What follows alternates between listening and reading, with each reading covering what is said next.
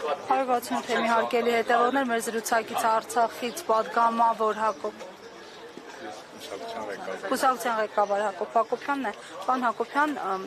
Արցախցի պատգամավոր Դավիթ Գալստյանը ևս քննչական կոմիտեում է, ծոված հերոսի հայր է քննչական կոմիտե բերվել, ձերբակալվել, Բագրատ Սրբազանն է բերվել,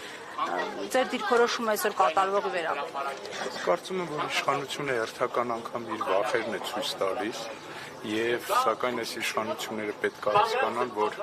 անօրինական ձերբակալություններով, անհիմն կալանավորումներով որևիցե հաջողության չեն հասնելու, որովհետև մարդիկ հասկացել են, որ լռելը, ոչինչ չանելը արդեն դա բերումներ մենք տեսնում ենք ինչ վիճակում ենք հայտնվել։ Մասնավորապես Դավիթ Գալստյանի առումով կուզենայի ասեի, որ մարդը իր մասնագիտական գործառույթներն է կատարում, նա Արցախի ազգային ժողովի պատգամավոր է եւ Հայաստանում հայտնվելու օրվանից սկսած նա